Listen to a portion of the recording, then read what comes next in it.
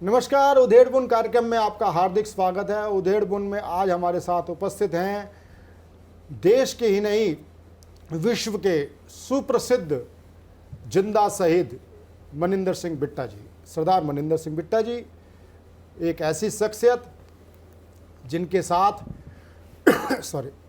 साथ अनेक उपलब्धियां जुड़ी हुई हैं।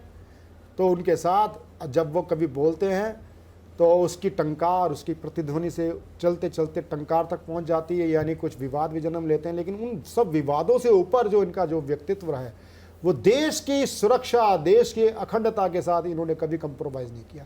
अपनी देश की अखंडता के लिए इन्होंने राजनीतिक दल से समझौता नहीं किया, किसी से समझौता नहीं किया।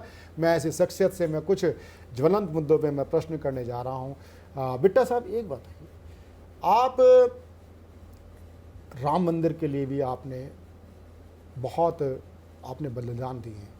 मैं वो घटना का जिक्र आपसे चाहता हूँ कि जब आप जिंदा शहीद आप तब कहलाए जब आपने साक्षात आपके ऊपर जब बम गिरे, वो घटना क्या थी? देखो, मैं तो बोनस की ज़िंदगी वाला एक इंसान हूँ। कई बार मरा और कई बार जन्म लिया। अपने साथ 70 के करीब लोगों को शहीद होके देता, जिसमें हमारे जवान भी थे। कई बहनों के सुहाग उजड़ते देखे। सवाल सबसे बड़ा कि जहाँ तक राम जन्मभूमि का सवाल है, 500 साल का इतिहास, लाखों शहादतें, और जब नरेंद्र मोदी जी आए, ना कोई दंगा हुआ, ना फसाद हुआ, ना गोली चली, अमन शांति के साथ राम जन्मभूमि का निर्माण हुआ। ये एक बहुत बड़ा फैसला था। हर इंसान के दिल में राम है। और आगे वाराणसी के अंदर बोले शंकर के दरबार को भी गंगा जी के साथ, गंगा मैया के साथ मिला दिया। बिल्कुल, आप वहाँ पर गए, मैंने देखा था कुछ आपके। और उसके बाद ज्ञान वापी के ऊपर भी हम होके आए, दूर से दर्शन हमने किए। किसी ने पोहारा कहा, फिर उनको उसी लफ्ज़ों से हमने जवाब दिया कि हमारा ये धर्म है, हमारा ये धर्म स्थान है, ये ज्योतिर्लिंग है, इसको पोहारा नहीं आप कह सकते। आप 370 धारा देख लें, रोज़ जवानों की शहादत होती थी, रोज़ तिरंगे झंडे का अपमान होता था, रोज़ गोलियां चलती थी, ना दंगा हुआ, ना फसाद हुआ, 370 धारा हटी।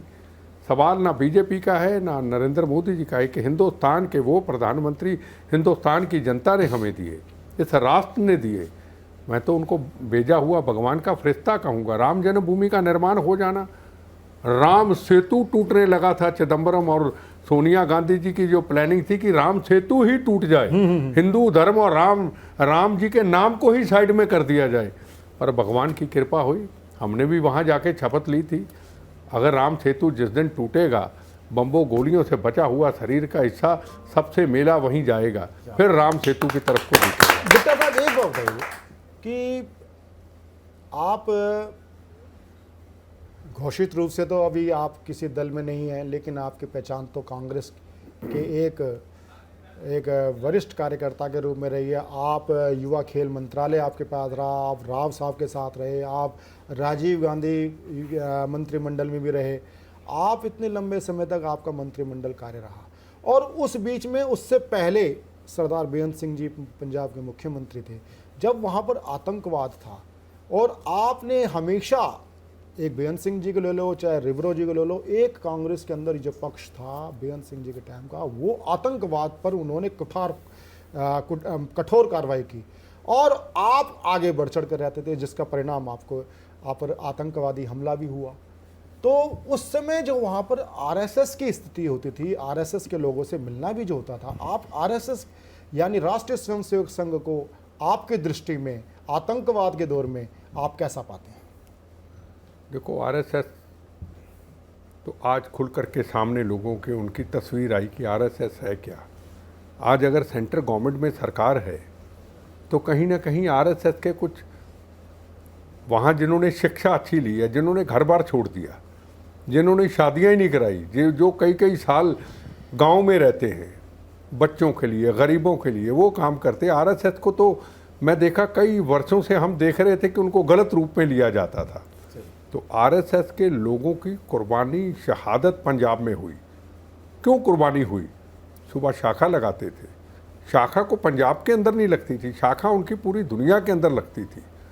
वहाँ आतंकवादियों ने, खालिस्तानियों ने उनके ऊपर हमले किए। मुंडलाडा के ऊपर हमला हुआ, मोगा के ऊपर हमला हुआ, लुधियाना शाखा पे हमला हुआ, उनके कई कार्यकर्ता शहीद हुए। आरएसएस का जो मकसद है, उसका मकसद एक ही है, प्रथम राष्ट्र। उनका मकसद पॉलिटिक्स है ही नहीं। उसका रूप गलत कई सालों से पेश किया गया, उसका रूप अब सामने खुल के आया। अब उनका एक सोसाइटी है जिनका नाम है राष्ट्रीय सीमा संगठन। मुझे बुलाते हैं, मैं जाता हूँ और उन गाँव में जाते हैं, सीमाओं में, जहाँ पे कोई वोट बैंक नहीं है, पर लोगों को उत्साहित करते हैं, लोगों के अंदर जज्बा पैदा करते हैं कि फोर्स अपनी लड़ाई लड़ेगी। आपका काम है कि आपने देखना कि कहीं पाकिस्तान हमारे दुश्मन देश से को घुसा तो नहीं, घुसा है तो उसके लिए आप तैयार रहिए। ये काम करते हैं। इनको समझाने में लोगों को बहुत दिक्कत है। बिट्टा साहब, एक प्रश्न जो मेरे मन में आया, और वो आज वो प्रश्न सबका है। आप बेशक राजनेता कहलाना पसंद नहीं करते, लेकिन आप एक देश के प्रहरी हैं, सुरक्षा के प्रहरी हैं, समाज के प्रहरी हैं। जब एक चीज़ है कि आज जहां आप आतंकवाद की बात करते हैं, क्या आतंकवाद हाथ में बंदूक लेकर के लोगों को मारने का नाम है, या जो वैचारिक रूप से आतंकवाद फैला रहे हैं, चाहे वो कोर्ट में हो, चाहे वो सड़कों पर हो। सड़कों पर आतंक कई प्रकार का होता है, सड़कों को जाम कर देना, सड़कों पर उत्पात मचा देना, भीड़ तंत्र का इस्तेमाल करना। ऐसे में जहाँ तक ध्यान आता है कि आपका जो कोर्ट केस, आपके आतंकवादियों को जो सज़ा दिलाने के खिलाफ आप जो उतरे, वो भी कौन थे, इसके बारे में मैं ज़रूर चाहूँगा कि आप बताएं जरा। मैं एक बात आपको कहूँ कि यहाँ ना हिंदू, ना मुसलमान, ना सिख, ईसाई की लड़ाई है। अभी मैं कहीं किसी के चैनल में गया था, वहाँ बच्चों के स्टूडेंट, जो बच्चे पत्रकार बनेंगे, उनमें मैं सवाल जवाब हो रहे थे कि शाम को डिस्कशनों में किस तरीके से तू मैं होती है। उनसे मैंने एक सवाल पूछा बच्चों से, आप मुझे पहले सरदार समझते हैं या पहले भारतीय समझते हैं? बच्चा कोई जयपुर से था, कोई इंदौर से था, कोई कहीं और से था, कोई बॉम्बे से था।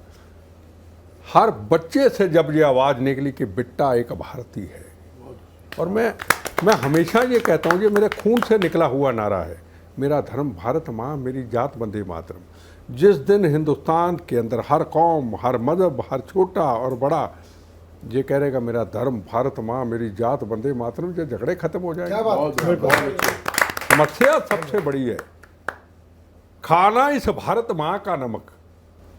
शहादतें, कुर्बानी, शहीद आजम भगत सिंह, राजगुरु सुखदेव, मंगल पांडे, इस्तफाकुल्ला खां, जलियांवाला बाग के हिंदू, मुस्लिम, सिख, ईसाई, चंद्रशेखर आज़ाद, लाला लाजपत राय, इतनी बड़ी कुर्बानी, शहादतों से भारत आज़ाद हुआ है। लहू लुहान धरती है। आज़ादी से पहले भी तो पॉलिटिशियन थे, शहीद आजम भगत सिंह, राजगुरु सुखदेव, मंगल पांडे जब घर से निकलते कहते माँ गोली सीने पे खाएंगे, भारत माता को आज़ाद कराएंगे। वो चाहते तो राष्ट्रपति बन सकते, चाहते तो प्रधानमंत्री बन सकते थे। सुभाष चंद्र बोस जी कितनी कितनी दूर तक उन्होंने सफ़र किए उस वक्त, ना सड़कें, ना कुछ, ना कोई एरोप्लेन है। अभी तो पता नहीं आगे पहुंचेंगे कि नहीं पहुंचेंगे। इस भारत को आज़ाद कर। मेरा प्रश्न बिट्टा जी ये है कि आपके खिलाफ आतंकवादियों को राहत देने का काम कपिल सिब्बल जी ने किया था। मेरा है कि वे तो हमें पता है कि वैचारिक आतंकवाद भी तो कुछ होता है। देखो, दो बातें हैं, मैं आपको बताऊं। हमारे देश में समस्याएं हैं दो तीन। जिस तरीके से तिरंगे झंडे का अपमान हुआ, 15 अगस्त आ रही है जी, ठीक, 26 जनवरी को लाल किला के अंदर तिरंगे झंडे का अपमान हुआ। बिल्कुल। पंजाब से ट्रैक्टर आए, हरियाणा की धरती से ट्रैक्टर आए, और तिरंगा झंडा, सबसे पहला आज़ादी का तिरंगा झंडा जो आज घर घर में लहराया जाएगा, जो नरेंद्र मोदी जी ने ऐलान किया, वो तिरंगा झंडा सबसे पहला। उसके बाद सुप्रीम कोर्ट, राष्ट्रपति, प्रधानमंत्री, हर जगह पे लगता है। उस तिरंगे के झंडे का अपमान हो जाता है। ट्रैक्टर लेकर के खालिस्तान के नारे लगाए जाते हैं और पुलिस के ऊपर चढ़ा दिए जाते हैं, और उसके बाद दिल्ली के धर्म के कई ठेकेदार उन खालिस्तानियों को छुड़वा देते हैं। और फिर बड़ी बड़ी पार्टियों में शामिल हो जाते हैं, दूध से धुल जाते हैं। याद रखिएगा, जिस दिन तिरंगे झंडे का अपमान हुआ, मैंने अपने समुदाय के चंद दोस्तों को सबको फोन किया। मुझे 2 जगह से आवाज आई, ये कौम के ऊपर दाग लगा है, और बाकियों की आवाज हुई केसरी था, फिर क्या हुआ, लकीर खींचता गया। आज तक उनसे कभी बात नहीं की। और ऐसे लोगों को, उनकी जमानत कराने वाले लोगों को बड़ी बड़ी पार्टियों में शामिल करके दूध पे धुला के कर देते रहे। तिरंगे झंडे का अपमान, हिंदू मुस्लिम सिख ईसाइयों के खून से बने तिरंगे झंडे का अपमान, जो वाघा बॉर्डर के अंदर ऊपर नीचे जवान ठक ठक करके उसको किस तरीके से सम्मानित करके लेके जाते हैं। उस तिरंगे झंडे को इन्होंने कागज का कपड़े का टुकड़ा समझ लिया, और बड़े बड़े चैनल वाले उनको सवाल नहीं पूछते, आपने तिरंगे झंडे का अपमान करने वालों की जमानत क्यों करवाई थी, आपने खालिस्तान के नारे लगाने वालों की जमानत क्यों कराई थी। एक तरफ हिंदुस्तान के प्रधानमंत्री, एक तरफ हिंदुस्तान के राष्ट्रपति, एक तरफ दुनिया से आए हुए मिनिस्टर और एम्बेसडर, एक तरफ हिंदुस्तान की पूरी कैबिनेट, और 2 किलोमीटर दूर तिरंगे झंडे का अपमान हो जाए। नरेंद्र मोदी जी कभी इस अपमान सहन नहीं कर सकते थे, पर उन्होंने इस सिख कौम का अपमान नहीं, उन्होंने कहा इज्जत की नहीं, इनके ऊपर गोली नहीं चलेगी। हमने उनके साथ क्या व्यवहार किया, नरेंद्र मोदी जी के साथ किसान आंदोलन के अंदर, खालिस्तान बनाएंगे, इंदिरा गांधी मारी, अब नरेंद्र मोदी को मारेंगे। इमरान खान हमारा यार है। मैं इसलिए कहता हूं, धर्म मजहब बाद में, मेरा धर्म भारत मां, मेरी जात वंदे मातरम, अरे हम कहने को तैयार ही नहीं है। हम असली सरदार तब होते हैं, पहले कहें कि गुरु तेग बहादुर हिंद की चादर, एक तरफ लाल किला तिरंगा झंडा। कभी औरंगजेब ने हुक्म किया था कि इनके शीश काटना है, उन्होंने शीश निछावर कर दिया हिंदू मुसलमान सिख ईसाई के लिए, मजलूमों के लिए, कश्मीरी पंडितों के लिए, और उस तिरंगे झंडे का अपमान हो जाए। असली सरदार उन्हें, अरे सरदार बनो हरि सिंह नलुआवर जैसे, सरदार बनो जगजीत सिंह अरोड़ा जैसे जिसने 71 की जंग जीती, सरदार जी बनो एयर मार्शल अर्जुन सिंह जैसे, सरदार बनो धनोआ जैसे जिसने अभी पाकिस्तान में जाके 500 के करीब आतंकवादियों को ठोक दिया था। इसको सरदार जी कहते हैं। वो सरदार जी कभी नहीं हो सकते जो तिरंगे झंडे का अपमान करने वालों की, धर्म के ठेकेदार, उनकी जमानत करा के बड़ी बड़ी पार्टियों में जाके चैनलों में बोलते हैं। लाख लानत ऐसे लोगों के ऊपर जो तिरंगे झंडे का अपमान करने वालों की जमानत कराते हैं। बिल्कुल। बिट्टा साहब, एक बात और पूछनी थी, क्योंकि चलते चलते मैं आपसे जरूर एक प्रश्न करना चाहूँगा कि ये प्रश्न करते हुए लोग बचते हैं, और जो पलायन करते हैं ना, आप पलायनवादी नहीं है, आप टिक के बोलते हो, जो बोलते हो, जो एक सिंह बोलता है, जो एक शेर बोलता है, उस ढंग से आपके शेर की दहाड़ है। उसी शेर की दहाड़ के मुंह से मैं सुनना चाहता हूँ, ये नुपुर विवाद, ये जो क्या नाम आजकल जिस प्रकार से मीडिया भी एक तरफ चला जाता है, और अभी ये एक बड़ी तगड़ा एक चिंतन का विषय बन चुका है। हमारी न्यायपालिका भी आत्मचिंतन करे। एक नुपुर शर्मा के लिए इतना कोर्ट सख्त हो जाता है, दूसरी तरफ अभी जो फैक्ट चेकर जो है, कौन सी है, राजेश चेतन जी नाम उसका, वो जो जुबेर उसके लिए ऑल्ट न्यूज़ वाला, उसके लिए कोर्ट। देखो, एक बात, मैं कोर्ट के ऊपर हम टिप्पणी नहीं कर सकते। कोर्ट की टिप्पणी नहीं, थोड़ा सा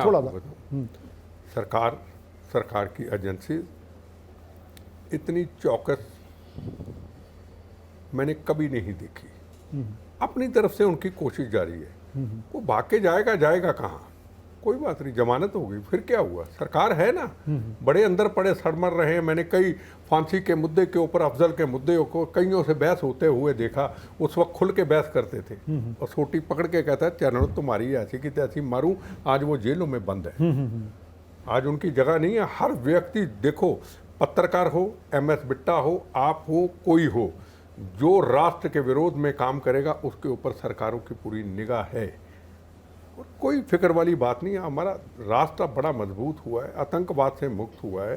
राष्ट्र के विरोध के अंदर अगर कोई काम करता है, उसकी हिंदुस्तान में आपको जगह नहीं। बिट्टा साहब, एक चीज़ और है, अभी आज ही हाल ही में केंद्र सरकार ने एक निर्णय किया है कि जो एक नीति थी, हमने अपना राष्ट्र ध्वज केवल दिन में कुछ समय तक, कुछ घंटों तक, सुबह सूर्योदय से लेके ये सूर्यास्त से पहले पहले तक आप फिरा सकते हैं। अब 24 घंटे रहेगा कुछ शर्तों के साथ। इसके ऊपर आपको कुछ आपकी टिप्पणी, कुछ आपका? देखो, तिरंगा झंडा हमारी शान आन बान है। तिरंगा झंडा कागज़ का टुकड़ा नहीं। हमारे ऊपर 14 बार हमले हुए। जब पहली बार हमसे को प्रेस वाले सवाल पूछते हैं पहला हमला कब हुआ, हम ठोक के कहते 15 अगस्त आज़ादी के तिरंगे झंडे की रक्षा करते हुए हरमंदर साहब जलियांवाला बाग के सामने जब भिंडरा वाले ने कहा था बिट्टा झंडा लहराएगा, बम्बों गोलियों से उड़ा देंगे। सुबह 5 बजे बम चला था, तिरंगा झंडा लहराया था। हमें तिरंगे झंडे की वैल्यू पता है, इसकी क्या है। ये जलियांवाला बाग में हिंदू मुस्लिम सिख ईसाइयों का खून गिरा था। आज काफ़ी साल पहले अगर देखे तिरंगा झंडा हो या वंदे मातरम हो या भारत माता की जय हो, कितनी इज्जत को उन्होंने कमजोर कर दिया था। वंदे मातरम नहीं बोल सकते थे आज से 7 साल पहले। आपको घूर के देखा जाता था, भारत माता की जय घूर के देखा जाता था। मैंने ये अपनी लाइफ में वक्त देखा है। अब हर घर में तिरंगा होगा, जब पूरे देश में तिरंगा ही तिरंगा होगा। आपने देखा होगा यूक्रेन से अगर बच्चे बचे पाकिस्तान के, यूक्रेन से अगर बच्चे बचे बांग्लादेश नेपाल के, यूक्रेन से अगर बच्चे बचे हिंदुस्तान के, वो एक ही शान थी कि हमारे हिंदुस्तान के प्रधानमंत्री ने, जिसको कभी अमेरिका के अंदर उस वक्त सोनिया गांधी सब ने मिलकर के पाबंदी लगा दी थी कि नरेंद्र मोदी अमेरिका नहीं जा सकते, आज इस नरेंद्र मोदी ने दुनिया के अंदर तिरंगा तिरंगा कर दिया। आज हिंदुस्तान में तो तिरंगा होगा। आज आप देखना, इसके बाद 15 अगस्त को दुनिया का कोई जगह ऐसी नहीं होगी अरे जहां हर घर में हिंदुस्तानी के घर में तिरंगा नहीं होगा। तो इसका सलूट हम नरेंद्र मोदी जी को। बहुत बहुत आभार मनिंदर सिंह बिट्टा जी, आज आप हमारे कार्यक्रम में पधारे।